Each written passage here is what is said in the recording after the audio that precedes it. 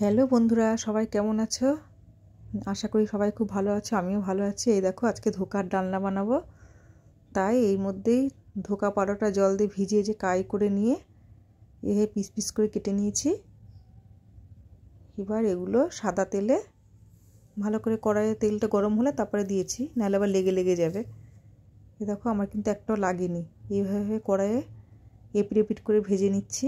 এই দেখো, ভাজা হয়ে গেছে। ধোকা ভাজতে ভাজতেই কতগুলো শুধুই খাওয়া হয়ে গেল। এই খেতে গিয়ে আমি এই ভিডিওটা তুলতে পারিনি। কড়াইয়ে তেল দিয়ে তার মধ্যে 5 ফোড়ন, শুকনো লঙ্কা, তেজপাতা, গোটা গরম মশলা ফোড়ন দিয়েছিলাম। দিয়ে টমেটো, আদা ও কাঁচা লঙ্কা বেটে তার মধ্যে দিয়েছি। লবণ, হলুদ, জিরে গুঁড়ো, ধনে গুঁড়ো সব দিয়ে মশলাটা ভালোভাবে কষিয়ে নিচ্ছি। একটু চিনিও দিয়ে দিলাম। এরকমভাবে মশলাটা কষাতে কষাতে যখন তেল ছেড়ে ছেড়ে আসবে, তখন ভাজা আলুগুলো দিয়ে এইভাবে আলুটাকেও ভালো কষিয়ে নেব।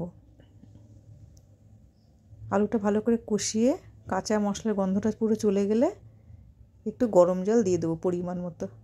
যেই ফ্রাই প্যানে আমি ধোকার কাইটা বানিয়েছিলাম সেটাতে গরম জল করে উপর থেকে দিয়ে দিয়েছি, কারণ ওর মধ্যে অনেকটা ধোকা লেগেছিল। সেটাও গরম জলে নরম হয়ে গেছে, সেটা শুদ্ধই আমি মধ্যে ঢেলে দিয়েছি। যাই হোক, এবার ঝোলটা ফুটে এলে তার মধ্যে ভেজে রাখা ধোকাগুলোও দিয়ে দিয়েছি। ভালো করে ফুটে এলে নামানোর আগে একটু ঘি দিয়ে দিলাম আর একটু গরম মশলা দিয়ে দিলাম। ব্যাস, রান্না প্রায় শেষের দিকে। এবার একটু ফুটে একটু টেনে আসবে। পুরো টানবো না, কারণ ধোকা এমনিতেই নরম, বেশি ফোটালে আবার ভেঙে যাবে আর প্রচণ্ড ঝোল টেনে নেয়। তার জন্য একটু ঝোল ঝোল রাখলাম। তোমরা ধোকা খেতে কে কে ভালোবাসো জানিও। আমি তো খুব ভালোবাসি। যদি ভিডিওটি তোমাদের ভালো লেগে থাকে, লাইক, কমেন্ট ও সাবস্ক্রাইব করবে।